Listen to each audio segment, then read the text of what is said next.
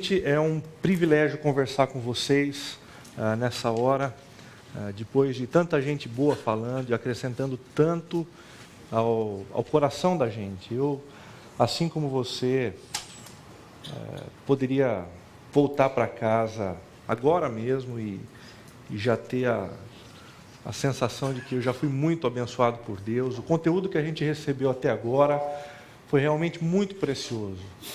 Nos desafiou pessoalmente, nos desafiou também ministerialmente, mas a gente vai dar continuidade a isso, tentando refletir um pouquinho mais agora sobre a mentalidade urbana e a relevância da fé. Queria orar mais uma vez com vocês. Senhor, continua conosco, continua nos instigando e nos preparando para a reflexão que teremos agora, e que o Senhor, ó Deus, abra caminhos, nos desvende a Tua vontade e nos incentive, nos encoraje a fazermos parte daquilo que o Senhor está fazendo dentro das grandes cidades brasileiras. Essa é a oração que nós fazemos, em nome de Jesus. Amém. Da mesma maneira como aconteceu nas últimas duas palestras de hoje, o nosso tema, a mentalidade urbana e a relevância da fé, ele tem um cunho muito mais sociológico, um cunho muito mais experimental, de desafios práticos do que teológicos, ok? Então a gente parte desse pressuposto para algumas análises e para algumas observações interessantes aí. Uma introdução inicial sobre esse tema. Nos últimos 50 anos, a sociedade brasileira foi palco de um imenso processo migratório que trouxe a grande maioria da população do campo para a cidade. Antes de mais nada, a gente pontua que essa história da mentalidade urbana é algo bastante recente, porque há bem poucos anos atrás, até a década de 60, o Brasil ainda era um país essencialmente, predominantemente rural. Até aquela época, 54% da população ainda vivia no campo e ainda dependia da comercialização dos produtos agrícolas para sua autossustentação. De 50 anos para cá é que o Brasil tornou-se um país essencialmente urbano. No último censo, que foi lançado pelo IBGE em 2010, nós temos a informação de que 84,36% da população brasileira já está vivendo nas cidades. Um processo bastante recente. Ok. Essa mudança alterou não apenas a geografia predominante, mas, sobretudo, a maneira das pessoas compreenderem a si mesmas e ao mundo ao seu redor. É bem verdade que alguns arquétipos rurais e o imaginário agrário acompanham ainda muitas pessoas da primeira geração que migrou para as cidades, como afirma João Batista Libânio. Eles ainda vivem entre nós reivindicando que o melhor ovo é o ovo caipira, o ovo com a gema vermelhinha, que o melhor leite é o leite que se bebe logo depois de se ter ordenhado a vaca, de que o melhor queijo é o queijo que a gente come na fazenda, e que as melhores férias são aquelas que a gente tira quando a gente sai do contexto urbano e vai para um contexto rural, para um lugar tranquilo, longe do barulho, longe da poluição e assim por diante. Mas, paralelamente a isso, os nascidos na cidade vão criando um novo modo de pensar e de agir, não apenas com relação à sua alimentação, não apenas com relação ao lugar onde eles passam as suas férias, mas fundamentalmente em como eles concebem a vida, a família, a sexualidade, a profissão, os bens, as instituições e o próprio Deus. E é exatamente diante disso que nós podemos afirmar que a relevância da igreja no mundo urbano será proporcional à sua capacidade de compreender e relacionar-se com essa cultura emergente. O Evangelho não muda, como nós temos conversado até aqui. O Evangelho, segundo o Apocalipse 14, versículo 6, é eterno. Mas o mundo ao nosso redor muda.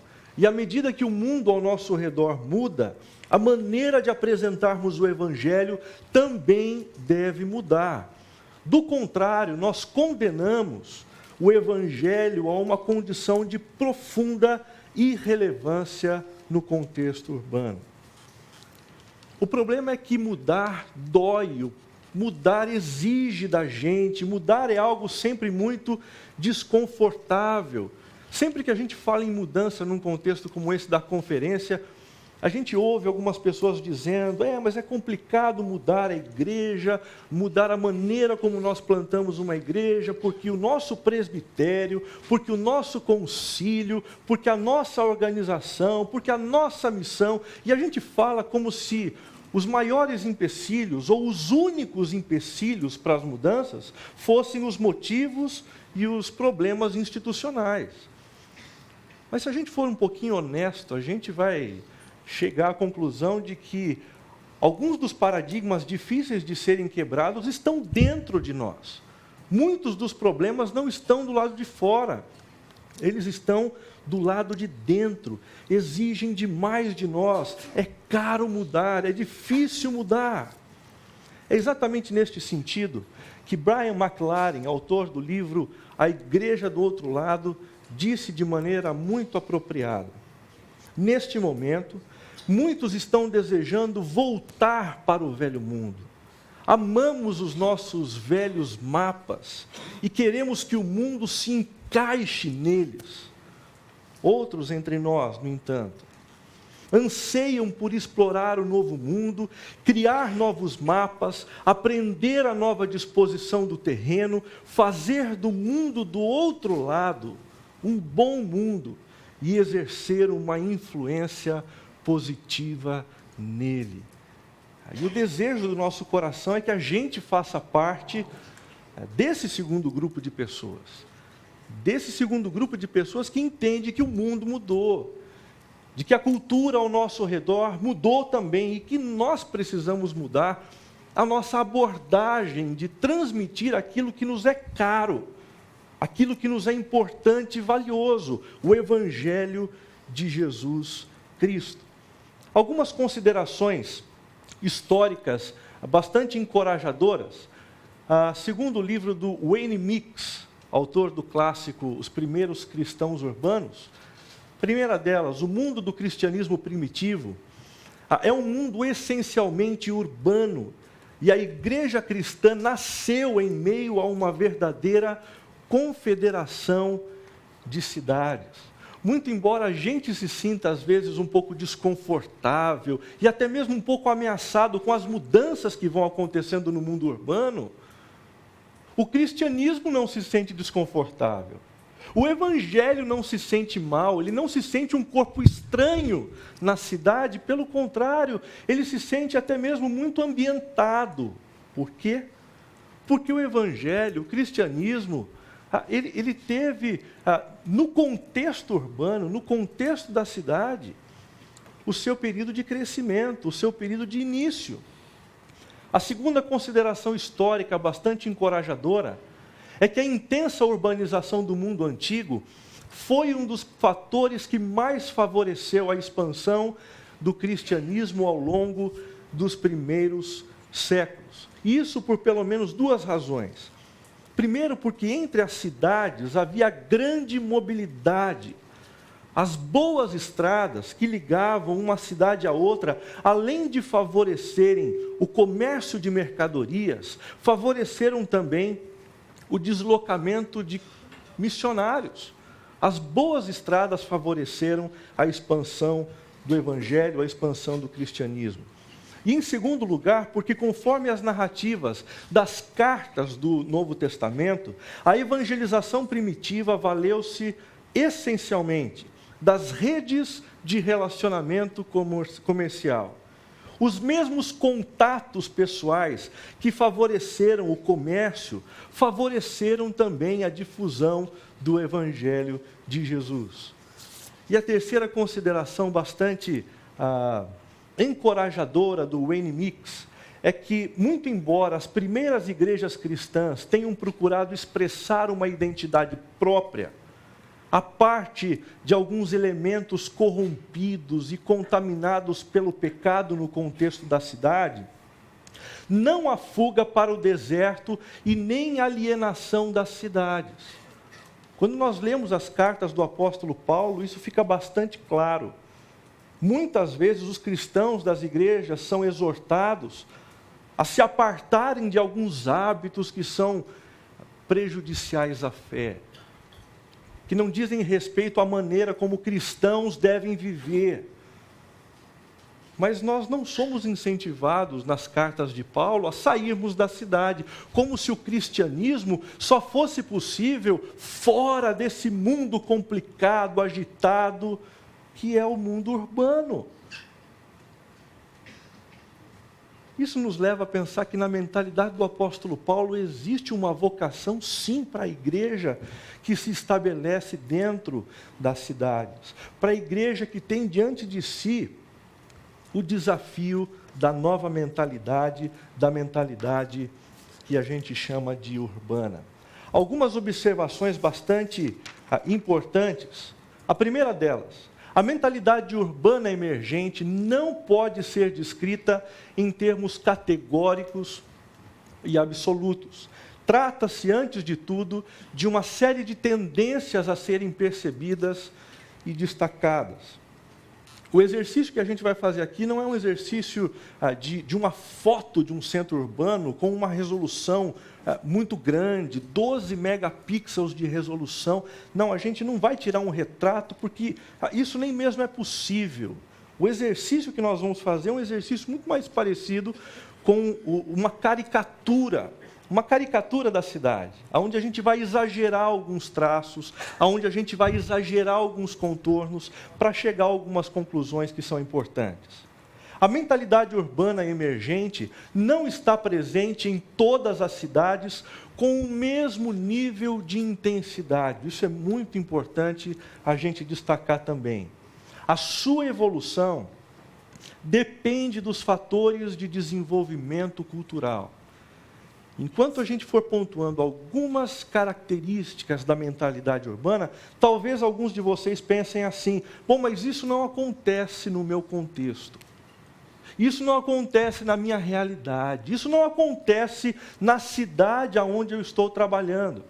E isso é bem possível, porque o nível de urbanização que tem uma influência, que exerce uma influência muito grande sobre a mentalidade urbana, depende do que a gente chama de fatores de desenvolvimento cultural. E que fatores de desenvolvimento cultural são esses? A gente pode destacar a presença de escolas, a gente pode destacar também a presença de universidades, de bibliotecas, de cinemas, de teatros e até mesmo o acesso à internet. Sempre que uma cidade tem acesso a tudo isso, está próxima a tudo isso, o nível de urbanização ele é mais elevado e, consequentemente, a mentalidade urbana torna-se mais aguda, mais facilmente percebida e destacável. A terceira observação importante é que a mentalidade urbana não pode ser confundida com a cosmovisão de um único grupo, tribo ou geração emergente, mas configura-se a partir dos elementos comuns a todos. Eu acredito que algumas pessoas tenham vindo para um encontro como esse, igrejas missionais para uma cultura emergente, imaginando que por trás dessa expressão geração emergente, nós estivéssemos conversando aqui, por exemplo, sobre a geração Y, ou então sobre a tribo dos tatuados, ou sobre a tribo dos roqueiros. E esse é um equívoco muito grande. A geração emergente não é a geração Y, que vai de 18 a 25 anos. A geração emergente não é a tribo dos tatuados. A geração emergente não é a tribo dos roqueiros. A geração emergente é a geração que engloba todas essas tribos e muitas outras que existem no contexto urbano e que compõem essa mentalidade bastante específica. A análise que nós faremos, ela passa pela identificação dos elementos comuns presentes em todas essas tribos, em todas as gerações que participam da vida no contexto das cidades. Bom, Quais são algumas características fundamentais da mentalidade urbana? É muito importante a gente dizer que a gente não tem tempo suficiente para abordar todas as características, acho que isso nem seria possível, mas a gente vai destacar algumas das características, talvez você tenha outras para acrescentar num outro momento para a gente, mas a gente vai destacar algumas que, a nosso ver, nos desafiam de maneira muito intensa, desafiam a nossa comunicação, desafiam a maneira da gente abordar a fé e abordar até mesmo o desenvolvimento da nossa eclesiologia nos centros urbanos. A primeira característica da mentalidade urbana que nós vamos destacar é que ela é uma mentalidade essencialmente artificial. Uma mentalidade artificial. No mundo rural, tudo o que se vê nos remete à criação de Deus. A vegetação, os animais, os rios, o sol, o céu estrelado, a chuva, cada um desses elementos nos lembra daquilo que é essencialmente natural. Já no mundo urbano, tudo que está à nossa volta, tudo aquilo que os nossos olhos contemplam, nos remete à criação do homem. As ruas asfaltadas, os carros, os arranha-céus, os aparelhos eletrônicos, tudo isto nos lembra do que é artificial, do que existe como fruto do exercício criador do próprio homem. Aqueles que vivem no contexto urbano, dentro das cidades, aprenderam a valorizar tudo quanto foi criado por eles, e que de alguma forma, de alguma maneira, torna a vida mais bela, mais ágil e até mesmo duradoura. Algumas semanas atrás eu conversava com um amigo e ele contava para mim a respeito de algo que deve acontecer na cerimônia de abertura da Copa do Mundo de 2014 aqui no Brasil. Ele disse: Renato, existe um cientista brasileiro que está desenvolvendo uma roupa muito interessante que vai possibilitar um paraplégico entrar no dia da cerimônia de abertura da Copa, no campo andando, e ele vai fazer o primeiro gol. Sinceramente, eu não sei se esse negócio vai ficar pronto, porque nem sei se os estádios vão ficar prontos até a Copa do Mundo. Mas o comentário é que esse negócio vai acontecer até 2014. E é impressionante a maneira como as pessoas comentam isso, como elas falam sobre isso. Quando a gente fala de tecnologia, os nossos olhos brilham, a gente se encanta, a gente se sente orgulhoso. Os encontros da diretoria do CTPI é brincadeira. O pessoal toda hora fica: qual é o seu celular? E aí, mudou, não mudou? O seu é da maçã, o meu é da pera. Aquela coisa, todo mundo é apaixonado por tecnologia dentro do contexto urbano. Assim como Deus, no princípio, olhou para a obra das suas mãos e se deleitou nela, dizendo: isso é muito bom. Várias vezes dizendo: isso é muito bom. O homem urbano também tem o hábito de olhar para a obra das suas mãos e dizer: isto também é semelhantemente muito bom. Todos aqueles que rejeitam o uso das ciências e da tecnologia são tidos pelas pessoas urbanas como saudosistas rurais. Gente que vive na cidade, mas que se nega a aceitar os presentes, as dádivas que são oferecidas pelas cidades. Paradoxalmente, a tudo isso, a toda a tecnologia, a toda essa mentalidade artificial do mundo urbano, a pessoa urbana começa a dar sinais de um sentimento de culpa enorme com relação aos prejuízos gerados à natureza. Isto fica evidente no crescente número de ONGs que falam a respeito de preservação ambiental, no crescente número de políticas de preservação da natureza, dentro de algumas empresas, inclusive, e também nos constantes debates mundiais sobre o tema, como aquele que ocorreu recentemente em Copenhague. A mentalidade urbana é, essencialmente, uma mentalidade artificial. Uma segunda característica que nós podemos destacar sobre a mentalidade urbana é que essa é uma mentalidade plural. Nós já tivemos a oportunidade de conversar um pouquinho com o Leonardo Sayum a respeito disso. Enquanto no mundo rural a vida acontece... acho que nós pulamos aqui. Plural. Enquanto no mundo rural os valores e as crenças eram determinados fundamentalmente pela igreja, e por isso mesmo, tanto aqueles que frequentavam a igreja regularmente, como aqueles que não a frequentavam, tinham valores muito parecidos. É a igreja que fornecia os valores, era a igreja que fornecia os princípios, era a igreja que desenhava a maneira como as pessoas pensavam sobre as mais variadas esferas da vida. No mundo rural,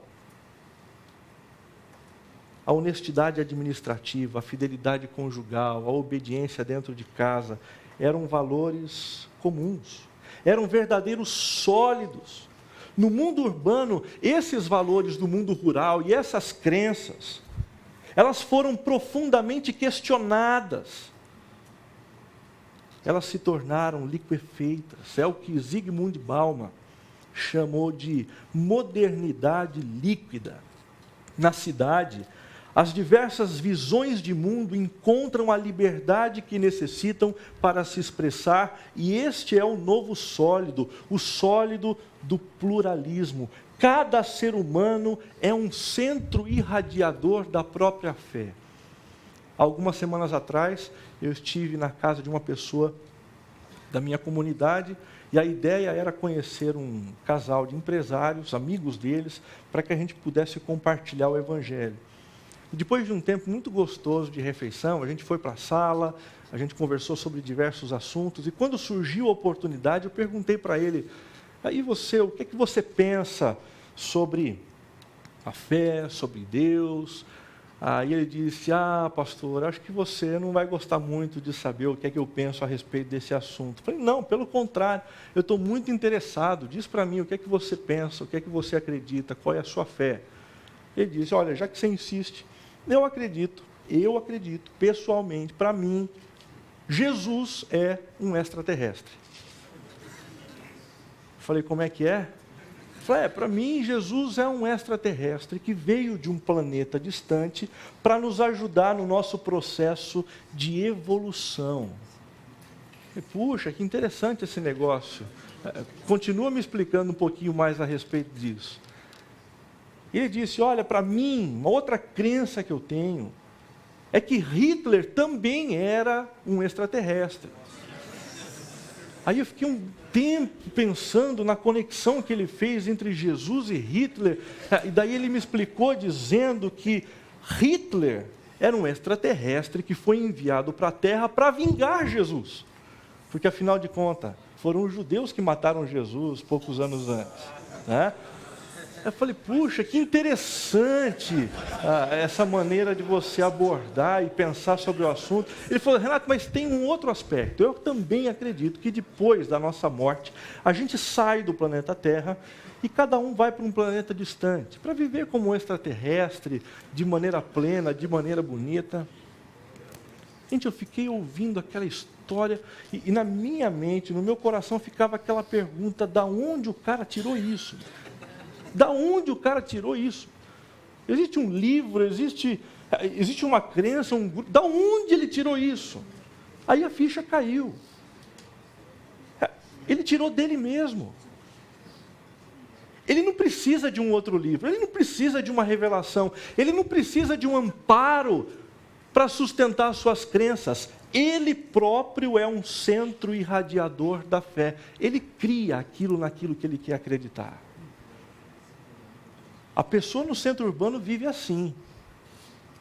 Quando ela se liga a uma instituição religiosa, ela se liga nos pontos em que ela julga serem interessantes. E naquilo que ela não julga ser interessante, passa. Ela não está nem aí, ela não se liga a essas realidades e a essas coisas. Uma terceira característica da mentalidade urbana é que ela é uma mentalidade setorial. No mundo rural, a vida é integrada, tudo acontece de maneira muito próxima. A vida pessoal acontece na casa, né? Na casa que funciona exatamente no lugar onde as pessoas trabalham. As pessoas trabalham na roça, no seu próprio quintal. Que é também o lugar onde as pessoas se divertem, fazem churrasco, chamam os amigos, trazem os familiares. A vida é integrada. No mundo urbano, essa história não existe mais. A vida foi toda setorizada, portanto, existem zonas residenciais, lugares onde as pessoas moram. Existem zonas industriais, o lugar onde as pessoas trabalham. Existem zonas de diversão, lugares onde as pessoas simplesmente vão como um shopping para se divertir, para espairecer, para se entreter. Isso gradativamente passou a gerar uma enfermidade no coração da pessoa que vive numa cidade. Porque não apenas o seu exterior foi fragmentado, mas o seu interior também. E ela começa a lidar com a vida como se a vida fosse uma porção de esferas. A vida pessoal, a vida profissional, a vida com os meus amigos, a minha sexualidade, as minhas amizades.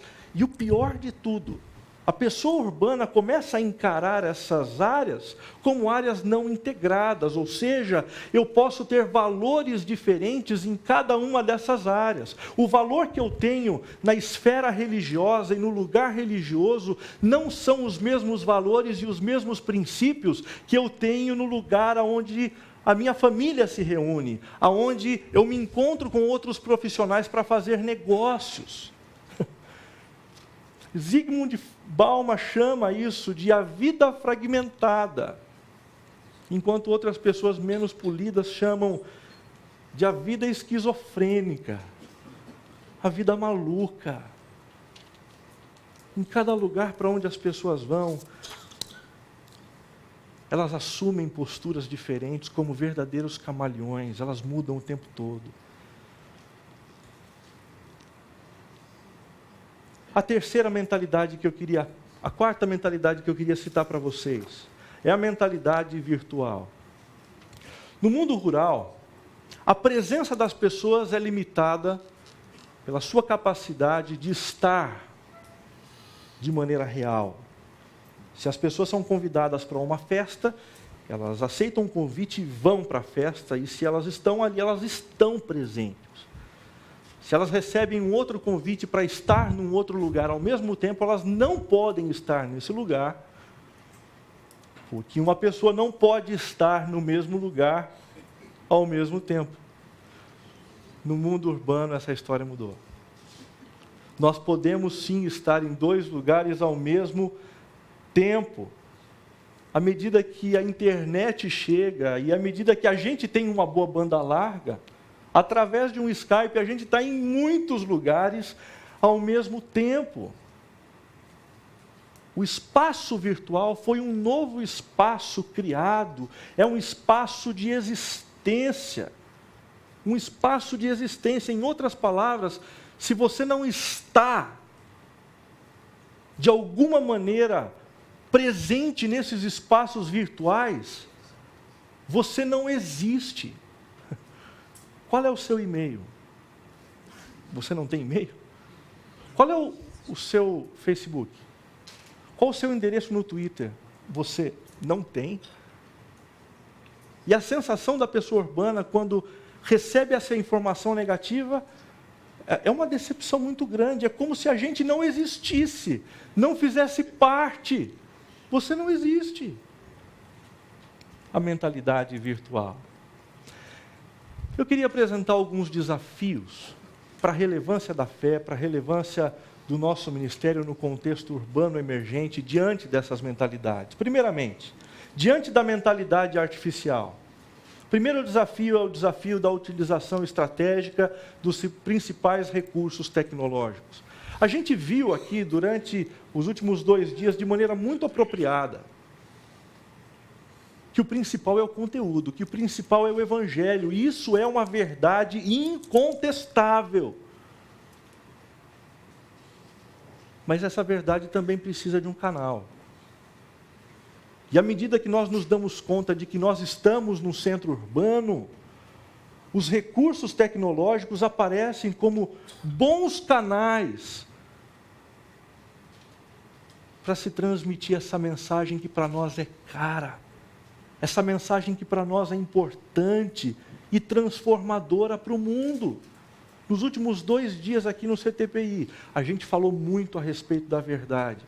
Mas enquanto a gente falava do Evangelho, da cruz de Jesus, a gente fazia isso usando alguns desses recursos. Usando um computador, usando um projetor, usando alguns trechos de filmes, usando algumas vinhetas, usando aparelhos que promovem para a gente um ambiente confortável. E se você está trabalhando num ambiente urbano, preste atenção nisso.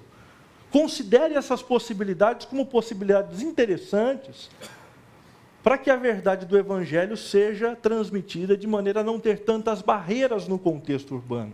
O segundo desafio é o desafio da participação militante nos atos de preservação do planeta. Nós vimos que na mentalidade artificial, as pessoas celebram tudo que é criado, a tecnologia, mas que ao mesmo tempo cresce um senso de inadequação e um sentimento de culpa para com a natureza. À medida que nós nos dedicamos a zelar pelo meio ambiente e nós nos movemos nessa direção de maneira muito intencional, a pessoa urbana se conecta com a gente. Agora, nós não estamos propondo essa história de um trabalho militante na direção da preservação do planeta simplesmente como um ato de marketing. Como se a gente usasse isso para tão somente chamar a atenção do pessoal, para eles virem para a igreja. Não. O apóstolo Paulo, não Pedro, Paulo. Tem muita gente que acha que Pedro é inferior do que Paulo. Paulo é muito mais importante, né? Paulo diz, em Romanos capítulo 8, a natureza criada aguarda com grande expectativa que os filhos de Deus sejam revelados, na esperança de que a própria natureza criada será liberta da escravidão, da decadência em que se encontra, recebendo a gloriosa liberdade dos filhos de Deus. Isto também é missão para nós. É verdade, esse tipo de missão não faz a igreja crescer. Mas se a nossa missão não é uma missão da igreja, mas é uma missão de Deus, o que Deus está fazendo não é simplesmente ligar pessoas a Ele. Deus está também conectando todas as coisas que foram perdidas e desvirtuadas com Ele. Todas as coisas. E nós não podemos nos esquecer desse legado, que é um legado latino-americano muito importante. O resgate da missão integral, da preocupação com o homem inteiro, com o planeta de maneira completa. Quais são alguns desafios para com a relevância da fé no contexto urbano emergente, numa mentalidade pluralista? Primeiro desafio, o desafio da abordagem evangelizadora de forma essencialmente dialogal. O diálogo é importante na cidade. Aquela antiga abordagem confrontativa da apologética, ela não gera mais os frutos que a gente antigamente tinha. Hoje, se a gente entra para o confronto, se a gente briga e tenta ganhar todas as discussões teológicas e sobre Deus, nós acabamos sozinhos no pódio. E esse não é o nosso objetivo. Ganhar discussões não é o nosso objetivo. O nosso objetivo é fazer discípulos de Jesus. E a melhor maneira de compartilhar o Evangelho é compartilhar de maneira dialogal. Algum tempo atrás, eu fui até a casa de uma pessoa que tem frequentado a minha igreja. Ele é um amigo muito precioso, mas alguém que desde o início que começou a frequentar a comunidade, ele se intitula como ateu. Ele não acredita em Deus, ele não acredita em absolutamente nada. E numa das conversas que eu tive com ele, eu entrei nesse assunto. Eu disse, meu amigo, eu queria que você contasse um pouco sobre essa história de você não acreditar. Eu, de fato, não acredito na existência de Deus. E ele começou a linkar algumas razões pelas quais ele não acreditava. E depois de algum tempo conversando, eu perguntei, agora me explica uma coisa assim que me traz muita curiosidade. Se você não acredita em Deus, por que você está frequentando a igreja já tem 3 meses? Ele falou, Renato, eu tenho uma resposta para isso. E a resposta é, eu prefiro que os meus filhos sejam parecidos com você do que parecidos comigo. Eu disse, meu amigo, me explica essa história. Ele falou, você não sabe como é deprimente não crer. Você não sabe quão triste é viver sem uma esperança para depois da vida. E por isso eu tenho ido à igreja, para que os meus filhos cresçam como você. Porque quando você fala de alguma coisa na qual você crê. E isso faz bem para a vida. Ao invés de questioná-lo, de argumentar com ele, eu disse, olha, eu só queria que você soubesse de uma coisa, a partir deste dia, eu vou valorizar ainda mais a sua presença lá na comunidade. Todas as vezes que você entrar na comunidade, eu vou valorizar o fato de você estar ali. Eu queria que você soubesse disso. Ele falou, você não vai tentar mudar a maneira de eu pensar? Eu disse, absolutamente. Não vou tentar te mudar em aspecto nenhum, não. Eu vou valorizar a sua presença na comunidade. Eu quero você por lá. Eu só quero te pedir uma coisa. Eu quero te pedir que você, enquanto participar dos nossos encontros, mantenha o seu coração aberto. Mantenha o seu coração aberto para a possibilidade de Deus se manifestar para você. Porque se você está certo, meu amigo, nada vai acontecer com você. Absolutamente nada. Mas se eu estou certo e Deus existe, Deus também está ouvindo a nossa conversa aqui. E olha, Ele vai tentar te convencer do contrário. Você me promete? Mantenha o coração aberto? Ele disse sim, mantenha. Na segunda-feira, antes de vir para cá, eu recebi uma ligação dele, e ele disse, Renato, eu preciso conversar com você, Eu disse, tá bom, vamos lá. Eu com pressa, com o ônibus, passagem comprada, fui almoçar com ele, e no meio da conversa ele disse, Renato, eu queria muito pedir que você abordasse um tema numa das suas séries. Falei, ok, qual é o tema? Esse é o tema, porque eu queria muito saber sobre o que Deus pensa a respeito desse assunto. Eu olhei bem nos olhos dele e disse, o que é que você disse?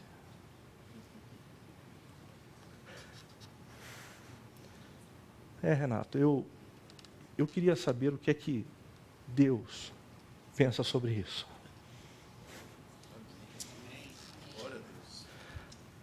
A antiga abordagem confrontativa, ela mais gera barreiras do que cria pontes.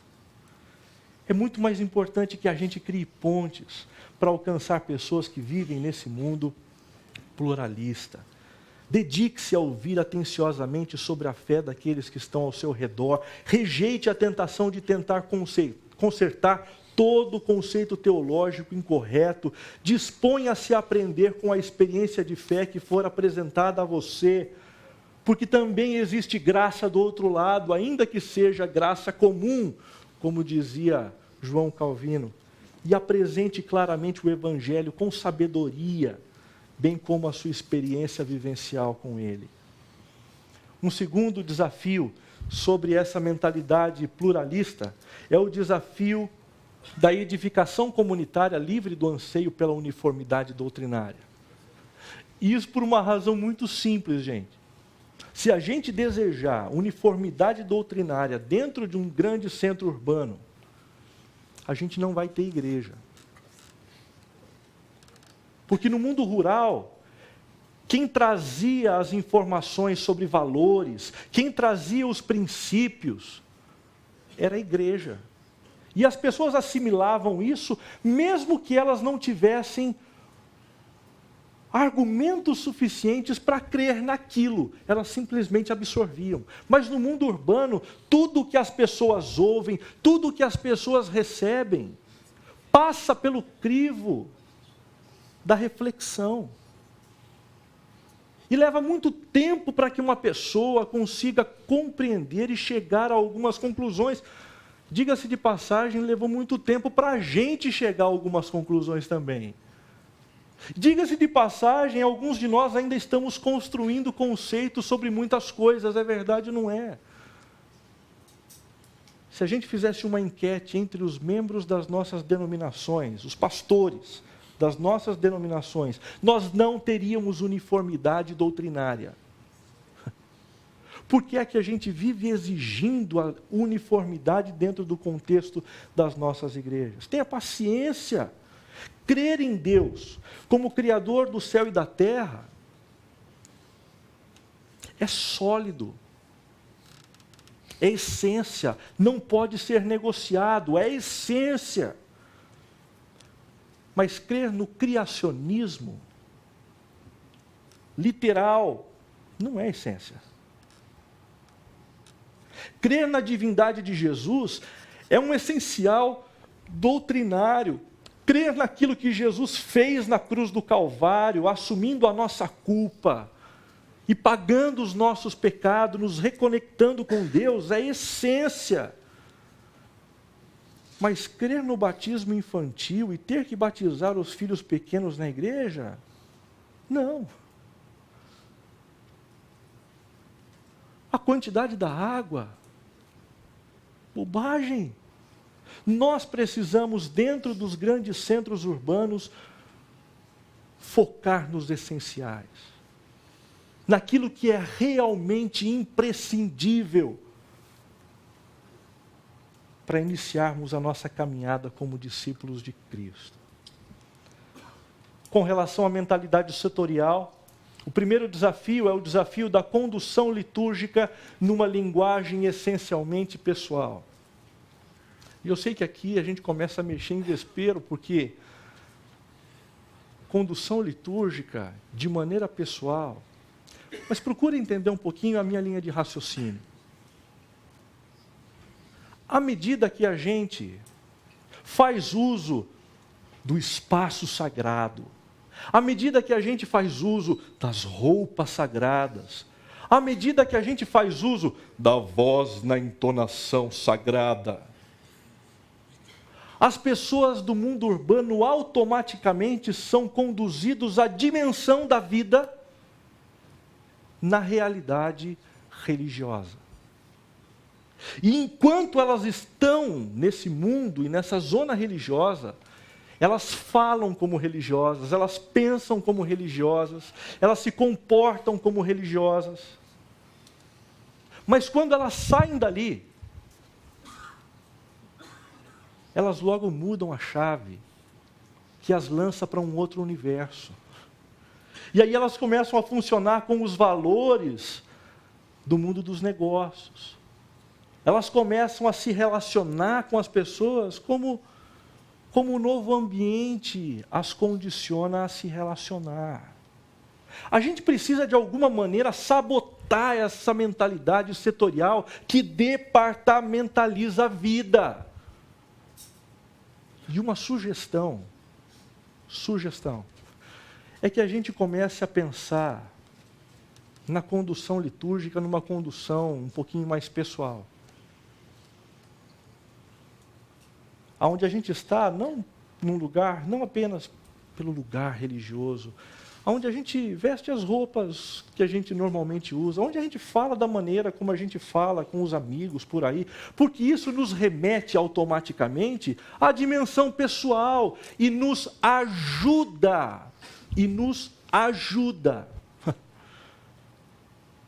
a lutar contra essa departamentalização da vida. A liturgia litúrgica, ela acaba com esse problema? Não, ela não acaba com esse problema. Ela é apenas uma tentativa, um início, um ensaio. O segundo desafio é o desafio da pregação do Evangelho de forma clara e, sobretudo, integradora. Porque para acabar com essa departamentalização da vida, só a gente apresentando o Evangelho da maneira como a gente precisa apresentar. E a gente precisa dizer claramente para as pessoas que essa maneira de dividir a vida em esferas é doentia, ela adoece, ela gera esquizofrenia, e que nós precisamos colocar o Evangelho de Jesus no centro da nossa vida agora.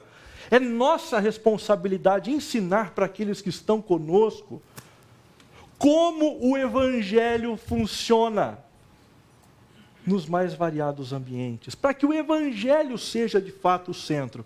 Na última conferência que nós participamos, na Spanish River, nós tivemos uma série de palestras exatamente sobre isso, que foram dirigidas pelo pastor Chan. Ele nos mostrou durante algum tempo sobre como colocar o Evangelho no centro da vida. Se existe algo que cura essa setoria, essa departamentalização e nos integra como um só, é a pregação do Evangelho, colocado no centro da vida. Desafios para a relevância da fé no contexto urbano emergente. Uma mentalidade virtual. O desafio da participação inteligente e influenciadora nos espaços virtuais. Considere a possibilidade de existir. Considere a possibilidade de existir. Porque quando você pensa na possibilidade de ir para um hotel, antes de ir para o hotel e pagar o hotel pela internet ou por boleto, você entra na internet e acessa o site daquele hotel para ver se aquele lugar é o lugar que você deseja passar os próximos dias.